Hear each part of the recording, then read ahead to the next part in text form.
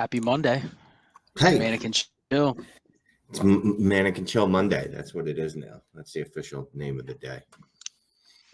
Not Look, really we Monday love. though, because who knows when this show's actually going to be released though. So it I don't know, could but I be know our Saturday viewers. when you're listening to it. It could be, but our viewers need to know that we love them so much that we've peeled ourselves away from what is turning into an excellent Buffalo Tennessee game, just so we could talk to them for a little bit. Oh, I was watching Billions, and I'm going to go watch Goliath. Maybe I'll just tune into some box score later and look at all the stuff after this week. I just can't. Not really feeling the football game right now. Maybe I'll turn it on in the second half. Well, you missed a great Derrick Henry run, ripped off 76 yards. We were talking about it in a couple of the chats. Dynasty Trades HQ patron chat, and then the Dynasty and Chill patron chat about how Derrick Henry is not a human. Well, you know Yeah. what? Let's start there. So Derrick Henry, 26 years old, right? He's on pace 27, for I think. 27. He's on pace for another 400 touch season, well above that. Most cases you'd say, you know what, I don't want this guy at all because he's going to fall off a cliff, right? Does he look like a player that's falling off a cliff anytime soon to you? Man, I don't know. But I think the difference between Derrick Henry and the other running backs that we supposedly valued ahead of him before the season, because of, well, longevity and too many touches, and this guy's going to break down and probably going to get hurt, and his value is going to drop to zero. It's funny, all of them are dropping closer to zero than him. I mean, I had a debate with somebody else earlier, like rest of season, who do you prefer? Before tonight, before any Right. stats he puts up tonight, who do you prefer rest of year? Derrick Henry on a Titans team that probably is going to make the playoffs in a really, really bad division where they're going to have something to play for the rest of the year versus Saquon Barkley. Who do you prefer? Dynasty, who do you prefer? Because really, I don't look at these guys anywhere past like, what are you going to do for me this year? You know what I mean? Well, and that's another interesting point, especially at the running back position. I think I've fallen into this trap before, where I go, well, that running back's 27, or that running back's 25, so I really shouldn't trade for that running back because I should get the one that's 22. But would you, like you said, would you rather have 24-year-old Saquon or 27-year-old Derrick Henry? I think I would rather Derrick Henry. At least I know this year, right? Unless of injury, he's going to put up, I don't know, 25 points a game. In his dud weeks, he'll put up 10. In his monster weeks, he's going to put up 40. Saquon, I don't know. I love Saquon, but he's never on the field. And he doesn't have the explosive plays like Derrick Henry, which is odd. You would expect Saquon, just because of type player he is, to have them. So I think I'd take Derrick Henry. How about you? Well, I think the question is now, situationally, you've done the research. Derrick Henry's already passed the apex point to where the breakdown hasn't happened. So it's almost like when you get these guys that play into their late 20s, early 30s even, at that point, they're such an outlier that it's almost like maybe you're worth actually betting on them when they get to that point, betting on these guys that get to like age 28, age 29, age 30. Now, are they ever going to be what they were when they were in their prime on their rookie contracts? Probably not. But when they've already gotten there, I mean, how many running backs? I mean, we saw it from Mark Ingram a couple years, had a top 6 season at age 29. Like, that just doesn't happen. So when it happens, it doesn't mean you buy into it happening the next year or the year after. But while it's happening, you almost just kind of roll with it. So who cares what happens after this year? Because I think you're going to see Dalvin, McCaffrey, Barkley, Kamara. I think you're going to see people really, really off drafting those running backs in startups next year. It's going to be quarterbacks, wide receivers. I was just talking with somebody earlier today, and it was like, let's say we get into a startup next year. 12-team Superflex startup. There might be 9 or 10 people that don't even want to take a running back. They just don't want to. So it's just going to be a game of chicken. Who's going to take Barkley? Who's going to take McCaffrey? You may end up with a team where you just get both because it's like, okay, I'll try something different. So I think it's just year to year. So that's a tough one. I mean, I think the other thing with Saquon, like he comes back, and what's he coming back to? A terrible Giants team, you know? Like, I don't know. I think you just roll with it. I think you can argue Henry's past those guys, you know? Yep. And I mean, we're looking at the age discount at running back. I think that's something that it makes more sense if you're looking at an age discount at wide receiver. You know, if I'm looking at a 30-year-old receiver versus a 24-year-old receiver, I think it makes more sense to look at the age discount there if the players are comparable. But yeah, when you're looking at Henry and Barkley, and yeah, there's a 3-year age difference, but Barkley is an outlier. It doesn't make sense to stop kind of going, oh, well, next year, because quite frankly, none of us have any idea what's going to happen next year. And I'm not saying, you know, should consistently trade youth for veterans, but you need to jump on outliers when they're occurring. And just, you know, stop telling yourself, well, Derrick Henry's 27. He's 2 years past the prime. He should die any day now. Once in a while, certain players are just different. They're certain players are just special.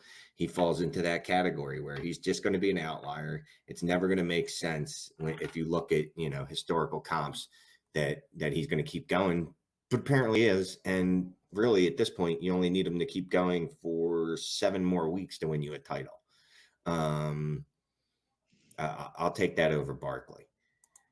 So has the market, let me ask you this, has the market corrected itself on veteran or aging running backs compared to wide receivers? Because I do think that, yes, we see the wide receivers when they hit that age 28, 29, 30 range. Usually it's like 29, it seems like, where it's really hard for a receiver to gain in value. However, you know that there's a constant market to always buy kind of whatever the current market state price is when they're producing. You know, there's always like a steady market on guys over the last couple of years, like Tyler Lockett, Robert Woods, Adam Thielen. It's probably never what it feels like is good enough for you to sell them what their market price is, but it remains pretty consistent. People are interested in purchasing those type of players. Whereas I think a lot of people, when it gets to older running backs, I know I'm for one, like not looking at an older running back saying I want to pay the market price, but I don't want to pay the market price on any running backs. But I think if I was going to, doesn't it make sense because has the community already built in this kind of like mythical discount on aging running backs because we just assume they're just going to age out and fall off the cliff? Yeah. So very rarely does a team have a running back on their team that's 27, 28, 29, where they're not actually interested in selling in some capacity. Like anytime you have a running back of that age, like you're willing to sell. It's just what's the trigger point that someone's willing to buy to where you're willing to let him go if he's producing like an RB1. But they're usually available, right? Like you go to somebody and then they have a 29-year-old running back, like they're going to listen on the price. You may not want to pay it, but they're accessible. You know what I mean? Yeah. I'm just for fun. I was looking at the top 12 of the running backs, and Leonard Fournette's a top 10 scoring running back, and Darrell Henderson's a top 12 running back. I don't know if the market's adjusted as far as, you know, the aging out part. I have a feeling like what you said earlier, though, no one's going to want to draft running backs next year. Because it feels like we have no idea who's actually going to be a stud. If you look at the class from last year, you were talking about this, I think, on one of your shows in the last week or so, how the entire 2020 running back class is basically gone now, except for Jonathan Taylor after just 1 year. You look at the 2021 Swift, class. he's still in there. Who? Swift's still in there. Swift, I'm sorry. You've Swift and Taylor, who are both probably top 5 guys, but, you know, 3/5 of that running back class is injured or not, you know, is soon to be out for the season because at any point Gibson's shin's going to shatter if Washington doesn't sit him down. But no, it's okay. Keep running them out there. That's fine. And then you look at it's weird. You look at the age, though. I mean, you have Henry, who's over 27. You have Aaron Jones, who's over 25 or 26. And you have Kareem Hunt, who's over 26, and Leonard Fournette, who's 26, I believe. Yeah, 26. This year is kind of breaking up the whole This year is showing that, or not showing that, maybe it's an outlier, maybe people overreact, but this year is the year of the old running back, 26 being old. 25 used to be their peak, or, when they died. And this year is kind of showing, I guess, if they're used correctly, or if they're just a unicorn in Derrick Henry's case, that maybe they can last a little longer. It's just, how do you know which ones you can bet on? Because if you had to, you would have bet on Christian McCaffrey, right? You would have bet on Saquon Barkley because they're pass catchers. You would think that means that their production can continue. But both those guys are now in that realm where they're injured all the time. Let me ask you this, since I just brought his name up: Christian McCaffrey or Derrick Henry? Right now, someone Man, make you that. I think so. I'm going to kind of cheat, and I'm going to say I'd probably look at kind of where my market share is on both players and look at it that way. But actually, while you're sitting here talking, I just looked. I have 6 shares of Derrick Henry across 59 teams. Okay, so that's pretty reasonable. It's about 10%. Guess my combined record on the 6 leagues I have Derrick Henry, assuming that what I have right now, current scoring for this week, is going to hold, given that he looks like he's on his path to another 25 point week. Guess the record of six leagues, and we're through 6 weeks. So 36 total head-to-head wins. What's my record in the 6 leagues I have Derrick Henry? Can I go 20-16? Is that a hedge? No, it's 31-5. So yeah. I kind of look at it and go, and 5 of those 6 are point per carry leagues. So you literally look at Derrick Henry, and he's literally like the best scoring player in the entire league in a point per carry league, right? Yeah. So where do I pivot off those 6 shares of Derrick Henry? You don't. In those leagues, it's almost like what he's worth to my team. I'm almost every week. I mean, we've talked about this on prior shows. When you have these running backs that hit that age curve, you're going, ooh, Leonard Fournette. Let's try to sell him. Then you go, man, what I'm being offered really isn't worth what he's smashing for my team. You know what I mean? Like, how many Darrell Hendersons are you trying to sell high on right now? 0. What is even selling high? Because you've already paid a first for him in a couple leagues. Yeah. What are you selling him for? You're not getting 2 firsts. So I just struggle when I look at the teams that have Derrick Henry, and I'm just like, this could end at any point. He could blow one of his calves or something, and you're just like, dude, he's done. But I mean, he just wins every single week. He just wins, and it's like those are leagues where it has to be. Shane has to come to me with the perfect deal for his team and my team, with the perfect type of players that I want to even consider moving him. You got to come to me with like Javonte Williams and a high first or something like that, to where I'm even listening. And unless you're 6-0 and you're going up against me in a league, you're not giving me Javonte Williams in a top 3 first. You know what I mean? That's a terrible process, especially if I'm a better team than you. Yeah. So I just struggle to see where you make a deal for Henry. And would you trade if you have McCaffrey? Do you trade him for Henry in one of those leagues? Exact same scenario, but you're 4-2, 5-1, and you have McCaffrey. I mean, can you stomach making that trade straight up? Yes, I would. At this point, I've given up on believing that Derrick Henry is ever going to stop being an absolute unicorn. Honestly, I could see him doing this until he's 30, and I wouldn't be surprised now. I'd be more surprised if he doesn't do this through his age 31 season than if he fell off the cliff tomorrow. And here's the problem. Christian McCaffrey is so good when he's on the field, right? When he's on the field, he's the best running back in the league, fantasy-wise.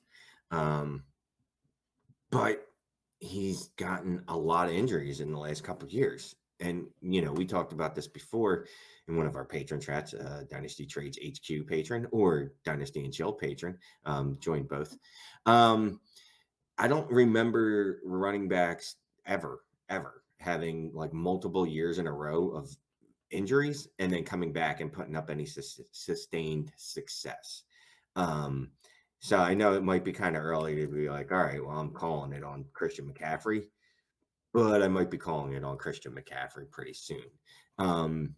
And even then, it's not like you're trading McCaffrey for a late first and, Jerry Jeudy. You're trading him for Derrick Henry, who assuming health for the rest of the season, has got a very good chance of carrying you to a title. So some of these other running backs that maybe are not Derrick Henry, but they're, kind of doing similar things to him. Obviously, they don't have the high floor that Henry has. But I mean, you mentioned another one like Leonard Fournette. Like, is that a guy, if you're riding him, if you're riding Darrell Henderson? I know you've already paid a first for Henderson. Would you pay a first for Fournette? Same situation, and just kind of ride the offense out? Or because I think those are ones that I think people are a little more apt to quote unquote sell high on. And the premise is the same.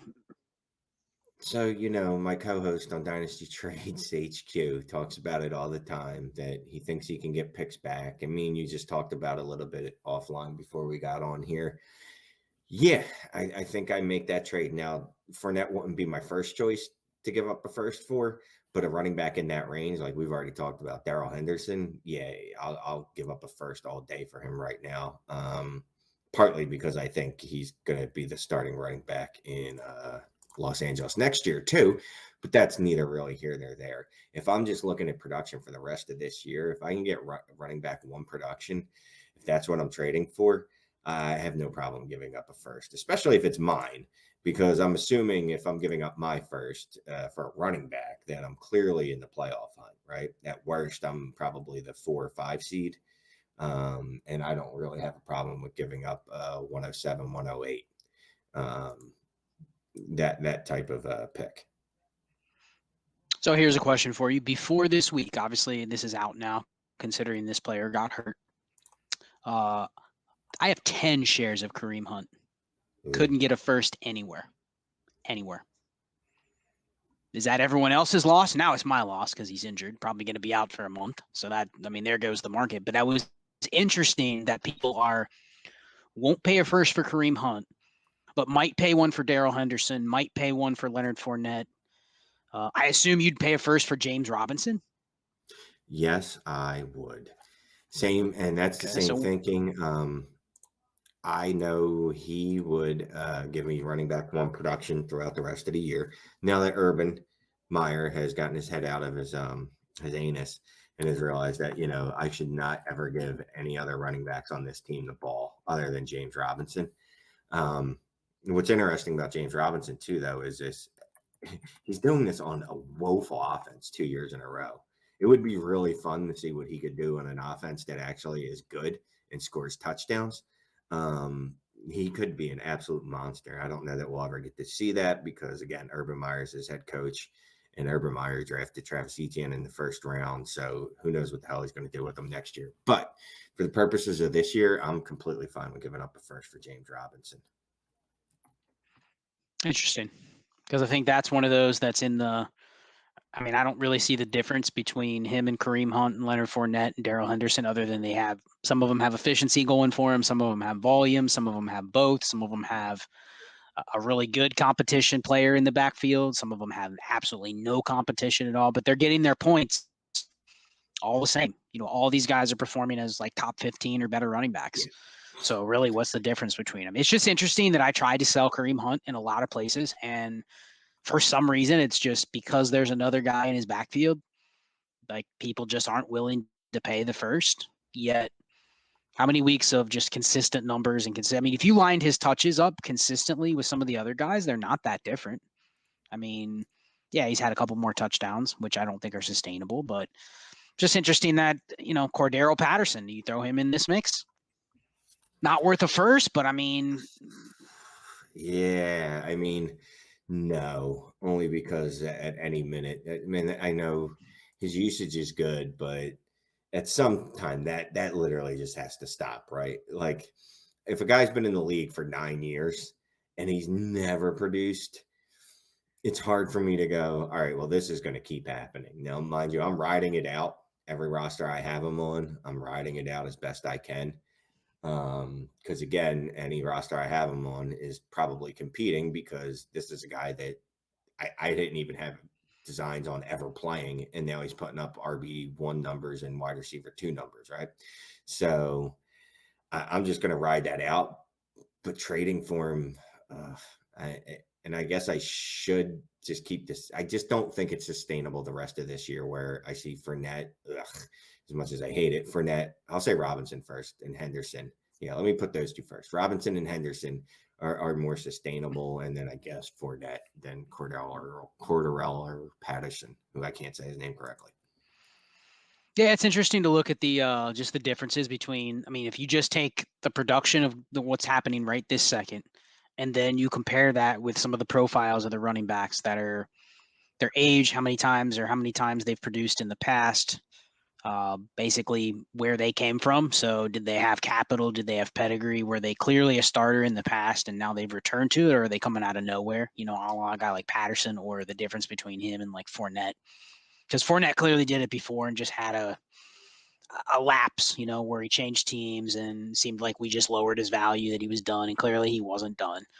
But it's just interesting how the community will give up on some guys, and then other guys it just goes the complete other way. Well, And Fournette, though, in fairness, the community should have given up on him because he's terrible.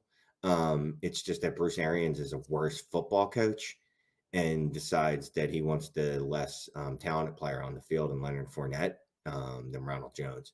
But, I mean, I guess that's just because I'm a Ronald Jones truther, except that also every time Ronald Jones is on the field, he looks 1,000% better than Leonard Fournette. So I think that's kind of the bias with Leonard Fournette, is that he's I think he's objectively bad. But the truth is, he's there. He's getting the role. That's it. He's in the role. He's getting the production. But yeah, he does have that stink on him where we're like, oh, I don't want to. I really don't want to. Okay, so here's one I wanted to bring up to you. Would you pay a first for Josh Jacobs? I have, and I don't know if I should have, because he's turned into this pass catching, inefficient, not getting a lot of carries guy all of a sudden, where he's getting like 14 carries a game for whatever reason. I don't think I have to spend the first on him at this point. I think I could get him for multiple seconds. I think I'll gladly trade multiple seconds for him. Well, he's one that I was kind of interested in before this week. And then this week, you actually saw the Raiders kind of come back to life a little bit. And I think he's going to be one that rest of season, barring, I mean, you know, he's always going to be risked to get hurt. But I think he is one of those guys where if you pay a first, you can get them. Whereas some of these other players, I'm not sure if you can just easily buy them for a first, but you're right. Right. Maybe you can buy him for a little bit less. But I could easily see him jumping up into that range where he's getting 15 points a game. And you're going, you know what, but you're losing every one of these deals. You trade a first for any one of these guys, you're losing. You're losing. You're going to lose the deal. As soon as the clock strikes midnight, January, it's a sunk cost. You know what I mean? A running back is only as good as what they're producing right now in the season. And here's the thing, though. That's okay. You know what? If you know that it's bad process, you know that, look, I'm paying for production, which is not really what you want to do. At the running back position, though, I think you have to compromise and you kind of have to do it. Again, I wouldn't do it at the wide receiver position. I wouldn't go, all right, well, Jamar Chase is now the wide receiver 1, so let me go pay for those prices for him today. It might behoove you to wait for the dip. But the running backs, you don't know that you're ever going to have that opportunity again because their shelf life is usually so short. So, yeah, you've got to be okay with taking that loss because you're trying to win. At some point in Dynasty, what you want to do is win a title, at least make the playoffs, right? Make some money back. So fast forward to this offseason, okay? Because it's easy to do this in the season. It's easy to say, okay, let's look at how players are playing, what their touch load looks like, what their backfields look like. It's easy to evaluate that right this second. But I think going forward, especially when we get to this offseason, we're going to see the wide receiver craze is going to go crazy. I mean, we're already seeing it, but anyone that was on the let's just build our teams around any breathing and living running back every week. I had weeks this week on teams where I had a league where I traded away all my running backs, Shane, for picks and wide receivers. I look up this week, I go to set my lineup, Khalil Herbert, Alex Collins, Darrell Williams. I'm going, man, I hit gold. I had like 5 starters. And there's other teams that went all in and they had 4 or 5 top 15 guys. And they're just decimated. You know, there's a team with McCaffrey, Barkley, and Montgomery. And they're cooked. They traded away all their picks, and now they're just drawing dead. You know what I mean? And I'm sitting here with all these guys I can start. I mean, that was the strategy this year, but I think that's going to carry on to the mainstream going into the offseason. Everyone's going to be scared to death of a running back that has any sort of competition threat, injury threat, getting too old threat, any of that. And so I think there's some money to be had in the offseason. And then, I mean, this is the point. You get to January, every running back's value tanks unless it's DeAndre Swift, Jonathan Taylor, Javonte Williams. You can name the ones on one hand that are not going to lose value because we're not scoring points. But I think at that point, you can probably collect the Leonard Fournettes or the Josh Jacobs or the Darrell Hendersons for half the price. Is it too much risk to try doing it in January and February? Would you rather wait and pay the premium when you're in the midst of doing it? Like, what's going to be your approach? Say you could have gotten 3 shots at one of those guys. Would you rather wait until it's happening before you start doling out your picks? Here's the problem. So, you know, because we're naming all the guys that hit, there's also 70 guys that we all had rostered. You know what I mean? Every one of us has a roster where it goes, oh, I bet on Boston Scott. That didn't work out very well. You know what I mean? Well, you could have paid 2 seconds for Miles Sanders, 2 seconds for Chris Carson, and a second for Myles Gaskin, thinking you were getting ahead of the curve. And now you're going, dude, and they suck. That's the problem, right? There's a select few that we kind of know, even then we don't know because of injuries and whatnot. But there's a very select few that we know are definitely going to hit. And then in the offseason too, we don't even know who the backup's going to be. So I think I'm going to have to tell myself that it's okay to pay the premium during the season and just remember that in the off season.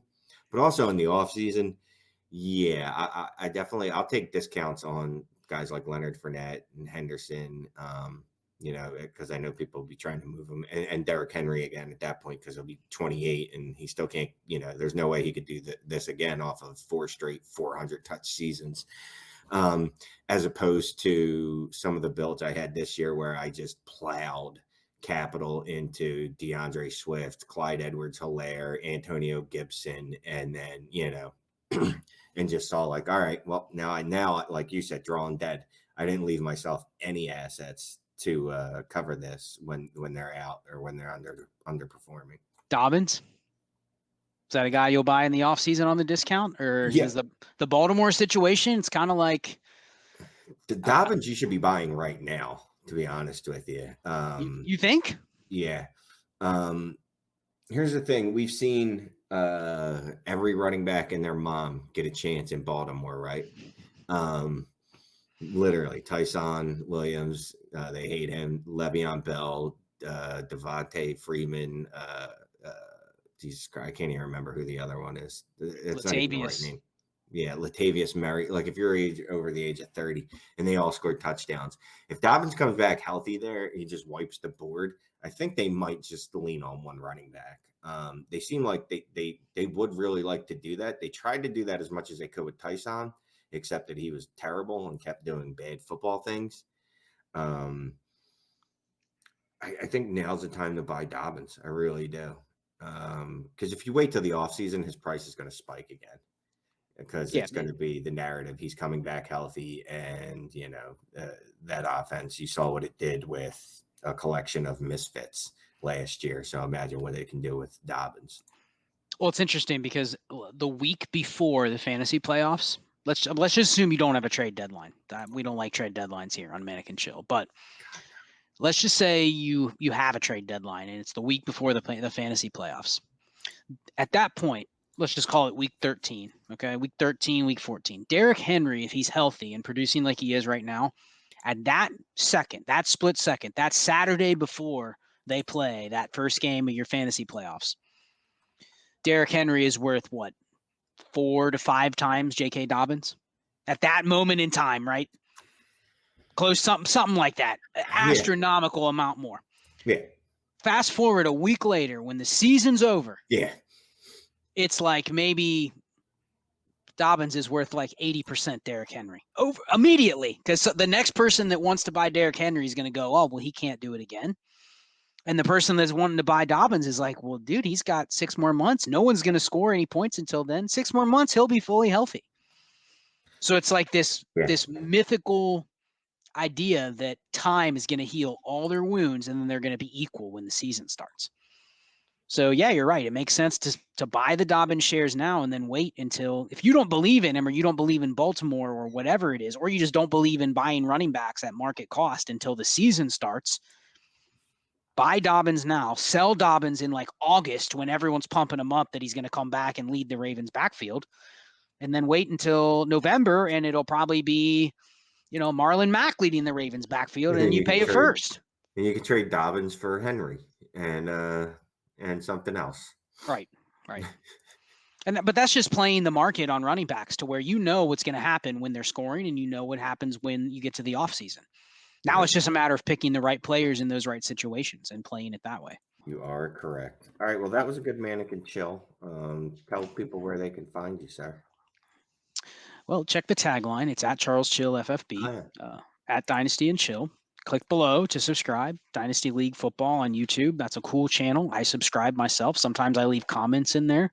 Sometimes Shane does. Sometimes we don't check the comments. So we'll try to check the comments more. So if you want to, I don't always check the comments, because if I do, I get wrapped up in just basically checking the comments all the time. So at DL Football on the Twitter box, and yourself, other than our Patreon channel, Shane. Oh, I'm at Shane is the worst.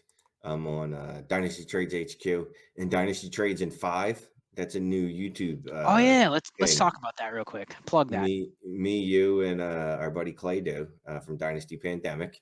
Literally every day, talking about players, just about every day. 5 minutes on trade value, trade discussion on a specific player. So far, we've had DeAndre Swift, Jamar Chase, Sam Darnold when it mattered.